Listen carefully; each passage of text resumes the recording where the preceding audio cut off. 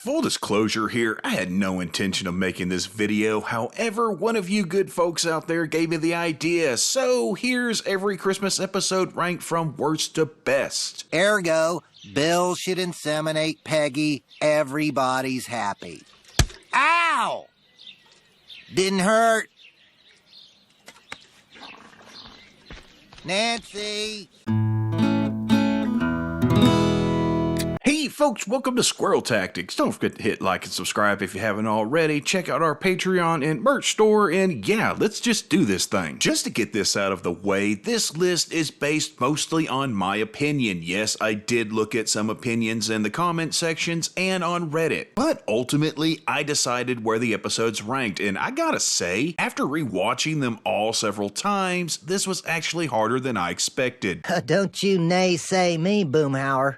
Once I find the right hook, this is going to be the gift that keeps on giving. To me, there are clearly three tiers here. The worst two are easily the worst. The middle two are still good, but not great. Then we have three that are definitely top tier. Which ones are which? Well, let's find out. And starting out at number 7, and the worst of the Christmas episode should come as no surprise, it's Miss Wakefield. We all know it's Miss Wakefield. A lot of people consider this the worst episode of the entire series, and I'd say it's definitely in the running, but it's probably not. It is another example of the Hank is the only sane person in a crazy situation trope that the series kept trying to go back to with diminishing returns all the way back to the pilot episode. Compromise with her. Compromise? How do I do that? Let her die on my sidewalk? I'm just saying. You're not saying anything. Still. Basically, Miss Wakefield and her family had lived in the Hill house before they bought it, and now as she gets older, she wants to die in the house. There's no place else in the world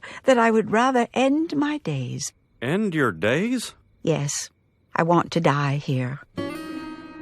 I promise not to be a nuisance. Honestly, the best part of this episode is Dale trying to figure out what gift to get Nancy for Christmas, then deciding to open a bed and breakfast, then it became a haunted bed and breakfast, with Dale trying to convince Miss Wakefield to die at his house instead of Hank's, then stick around as a ghost so that he could run a haunted bed and breakfast. Well, you'd be getting in on the ground floor of a wonderful investment opportunity, and all you really have to do is make 2 appearances a day from the afterlife via this old antique mirror. It's not hard work, but I do expect quality. Bitch didn't think you'd hear bed and breakfast that many times, which is very on character for Dale. Let's not forget his failed chain of alpaca farms. I'm trying to get a small business loan, but the bank thinks I'm the same guy who skipped town on a string of failing alpaca farms. It was harder than I expected to choose between this and the next episode as the worst, and this was almost ranked higher simply due to the Dale B plot, but even that wasn't enough to save it. I got it! What if I seal myself in a crate and have me delivered on Christmas Day to Nancy? Wait, do they have mail on Christmas? It wouldn't be very merry if I died in some distribution center. I should also point out that Peggy was right in this episode when she warned Hank against letting Miss Wakefield in the first place, knowing that she would eventually want more. You know, it's just that classic, you give a mouse a cookie, they'll want a glass of milk kind of thing. I still cannot believe you invited that old woman over for dinner, Hank. That's like putting out a saucer of milk for a stray cat. One lap, you'll never get rid of her. What makes me really not like this episode is the ending, where Miss Wakefield gets no form of comeuppance after her bad behavior, which included terrorizing a child, I should add, and a resolution it's only reached after Hank gives in, even though he is 100% totally in the right. There's no lesson learned, no real reason for anything in this episode. She just had a massive heart attack in here. Somehow she managed to crawl down the hallway to about right over there. I don't know how she dragged herself with her arthritic fingers. She couldn't even open a jar of apple butter. It's not so much funny as it is overall just irritating, and this was one episode that they could have just not made and it wouldn't have hurt the series in any way. Also, it should be added that Hank and Cotton's tradition of shooting a Christmas tree every year is not shown, and we see the Hills get their tree without involving firearms. Good work, Bobby. And at number 6, 'twas The Nut Before Christmas. Yeah, it narrowly slid past Miss Wakefield, mostly because this episode is just less irritating and slightly funnier, though it's still not very good. Last Christmas I hid Joseph's gift so well I still haven't found it. Cutest little puppy. Or should I say dog? It's another Bill having issues with Christmas episode, which had already been handled in much better ways, but this time it's Bill trying to overdo Christmas. But, he's doing it for the children. Oh, won't somebody please think of the children? I can help bring a little extra joy and love into their worlds now, shouldn't I? Why do you hate love, Hank? What starts as Bill answering a few letters to Santa became Bill setting up a whole neighborhood-level Christmas wonderland. That Bill unfortunately keeps going long after the holidays have passed, making him look crazier than normal and ruining his chances with a woman who is clearly interested in him. This guy seems a little off.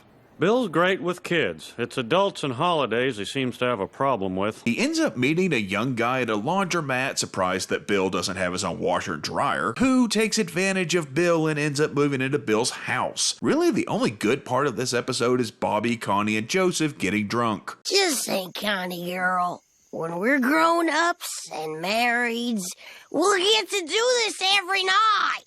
Yeah, I want a house just like this, with soft floors and plastic windows. And then we have Wally, voiced by Ryan Phillippe, who, as far as I'm concerned, deserves to be in the discussion for most annoying character. He's a sleazy con man who sees Bill as nothing more than an easy mark, starting with getting change for a dryer off of him, to eventually moving in, and of course, let's not forget about him stealing Hank's belt sander and giving it to Bill as a present, going so far as to claim that he told the salesman he was buying it for his dad. Wally bought it and gave it to me as a present. Yeah? Then why does it have the same serial number as my warranty card? Something small that bothers me is Hank pulling out the belt sander warranty card out of his back pocket like he always walks around with just that in there. Now, don't get me wrong, I'm willing to bet money that Hank has every single one of his warranty cards filed away somewhere, possibly in a Rolodex, but he's not just going to carry that one particular one around. Overall, it's just a nothing episode that had a few laughs, but ultimately just wasn't that good, and simply was a retread of earlier plots that were handled better. And again, no ready aim timber. You know, Bill, even Troy Aikman takes off his uniform after the Super Bowl. How do you know? Number 5 is the unbearable blindness of Lane, better known as the one where Hank goes blind after seeing his mom having carnal relations on his kitchen table. Peggy. So, okay. Who wants to make cookies? I want to add that this one comes in this high because of Gary, Tilly's then boyfriend, who she ended up doing so wrong because Gary was awesome and didn't deserve anything that happened to him. Hey, let go. Never, you'll never get away. This was the show's first Christmas episode coming in the second season, and it sets a decent enough precedent for the other ones that came after, with the relationship change between Hank and Gary that was sadly never touched on again being the best part. It also bears pointing out that we finally get to see the so-called yearly tradition of them shooting a Christmas tree. Well, Hank doesn't get to see it, but we do. And Cotton's inclusion in the episode definitely helps raise its ranking. Hell, either you're blind or you're slow. I'd believe both. As does Gary standing up for Tilly and causing Cotton to back down. This is an episode where I love the parts, but for some reason when they come together, it's just not as good as you'd expect. It's not a bad episode by any stretch of the imagination, but it just doesn't stand out as much as it should have. Here comes Be Gone.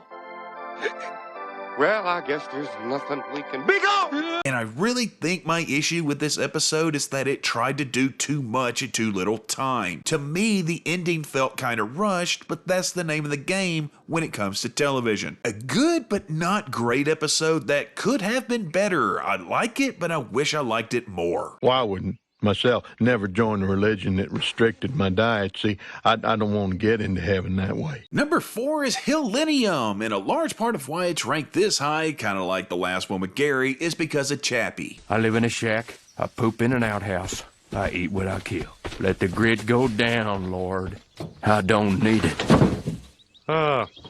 There isn't a Mrs. Chappie, is there, Chappie? I do like that they tackled Y2K and some people freaking out about it. There were plenty of people who thought it might trigger the end of the world. It could be kinda compared to the whole 2012 thing, except most issues with Y2K were avoided because people updated the code ahead of time. Pretty much everything having to do with Dale in this episode is great. The barrels of Mountain Dew, which, fun fact, was created as a moonshine mixer because Mountain Dew is one of many slang terms for moonshine. Yahoo! Mountain Dew! Mountain Dew will tickle your innards cause there's a bang in every bottle. Adding in the fact that Dale wanted to subsist off of Gerbster. Laugh now, lady. After a month of eating cockroaches, you will be begging for Gerbster. And then his ultimate freakout when his well-laid plans completely fell apart, possibly due to the machinations of that criminal mastermind known throughout the back alleys of the world as Puff Puff.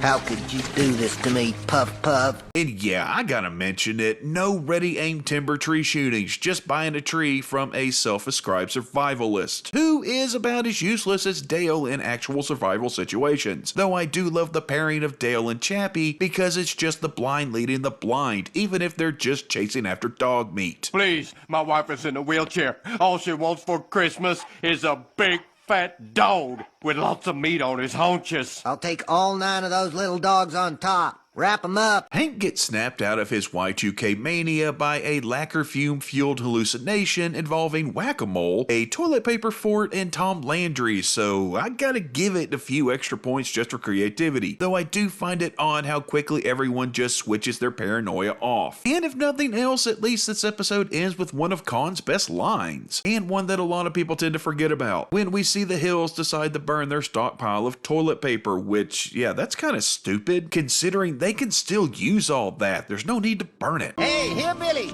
Those aren't logs, you know. Yeah, they for wipey. A funny episode that touches on a real-life situation. This one ended up being better than I remembered, though it's still not quite top tier like the next 3, each of whom actually at one time occupied the top spot while I was deciding this list. At number 3 is Living on Red's Vitamin C and Propane, also known as the only Christmas episode I know of whose title is based on a Grateful Dead song lyric. Living on Red's Vitamin C and cocaine. It's probably the least Christmassy of the Christmas episodes, and I have to say this one traveled the farthest up the list on a rewatch. I was never much a fan of it, however, it's a damn good episode, kinda like how Cabot's some damn good cheese, with the A-plot being Hank and Bobby, along with some stowaways, getting to live out Hank's dream of being a trucker. I know it's more cargo space than I need, but, well, there's a sleeper cab, so I'll save on motels, and you know, Hank, you don't have to explain to us. Well, being a trucker in the same way that going to one of those dude ranch camps makes you feel like a cowboy. I guess you could kind of look at it as like a redneck LARPing. The B-plot of Peggy and Luann trying to come up with a novelty Christmas song is entertaining. Not great, but entertaining. Luckily, the guy's trip to drop off furniture at Hank's mom's house more than makes up for any shortcomings in the B-plot, with the humor being really good and character-based. My dearest Nancy, I have many questions about the outside world. Is our government still intact? And what of young Joseph? Hank's disappointment about not being seen as a real trucker because he's not, he's just a guy with a truck. The guy's hijinks, getting stranded on and having to make their way down a mountain. And if nothing else, we get to see that the Billdozer is still alive and well somewhere inside Bill. All in all, just a great episode. Definitely worth its place in the top 3. Can you see now, Hank? Ow! Can you? Ow! How about that? Ow! Ow! And it could be argued that it deserves to be higher, but as far as my list goes, it comes in at number 3. Number 2, The Father, the Son, and JC. And first and foremost here, rest in peace Jimmy Carter. For those unaware, he recently passed away at the age of 100. Mr. Hill?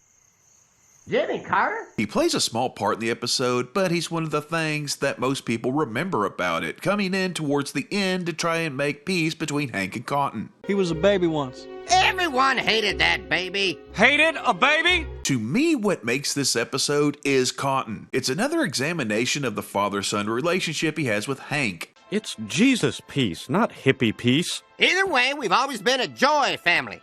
But joy! And it shows Cotton's jealousy in regards to how Hank looks at Buck, something we really haven't seen before. This episode also makes the first reference to the tree shooting tradition, though it had previously showed up once without it being announced as being tradition, and was probably originally only meant to be a one-off gag. Come on, Hank. Let's go shoot us a Christmas tree. Well, Dad, you know how much I love to yell, ready, aim, timber, but this year Mr. Strickland bought me a tree. Hank ends up driving Buck around after the latter loses his license, and Buck figured out that he can use Hank to do his community service for him. In this case, that's building a Habitat for Humanity house. And during the construction, things just get worse between Hank and Cotton the closer that Hank gets with Buck, ultimately leading to Hank being demoted as soon as he gets promoted. Merry Christmas, Hank. I'm promoting you to manager. Oh, manager? Oh, Mr. Strickland, I love you. Cotton going on a rampage, destroying the new house and ruining what Hank was trying to establish as a new Christmas tradition. Yep, it'll be a great new tradition. Christmas with the Nyefkos. We get angry Cotton, who shows here that he actually has feelings, Jimmy Carter, a nail gun, and a supposedly bulletproof limo. Yeah, all those are just some of the reasons why this episode is hilarious and worth a yearly watch. But as good as it is, it's not quite number one. Would you push that button? Not yes. And of course, that only leaves one episode left, so through process of elimination, you should have figured out that number one is Pretty Pretty Dresses. Why do you keep calling me Bill? My name is Lenore, silly. I've come back because I love Bill so much. Now, I just did a whole review of that episode in case you haven't checked that out, but this possible retelling of A Christmas Carol that deals with Bill's deep depression rather than the plight of London's poor, particularly children, like the Dickens classic, is well made and does an admirable job covering the difficult subject matter. Bill being depressed over his failed marriage, his making those around him miserable. Let's not forget the single episode appearance of Lenore the Iguana. The realistic way it depicts people just trying to ignore Bill's clear calls for help. I can't keep this up. It's not in my nature to care about others. And hoping he'll just get over it. And even Dale's acceptance that Bill's just not gonna make it and they need to move on. Dale! He would have wanted me to have it. He's still alive.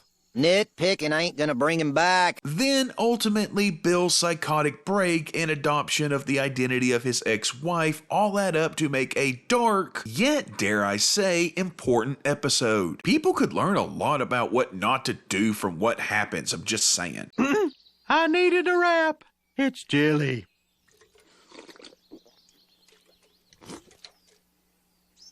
Yep.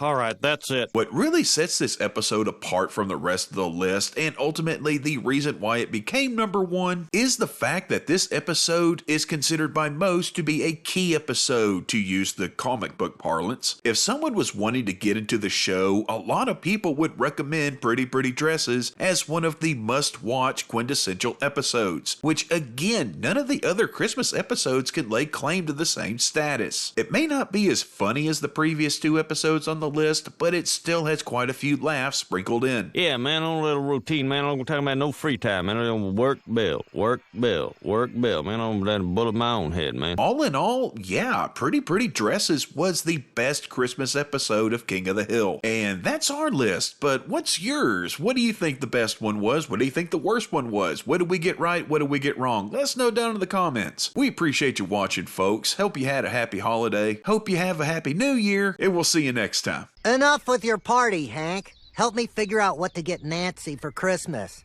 I'll never top that oil painting I commissioned last year. New Dale in Repose. Tasteful, yet you can see everything. I tell you what, man, them Y2K, man, they know when the mainframe's gonna come crashing down on like that grid, man. That look like a damn apocalypse now, man. And the horror. The horror. Bill, you are getting sleepy.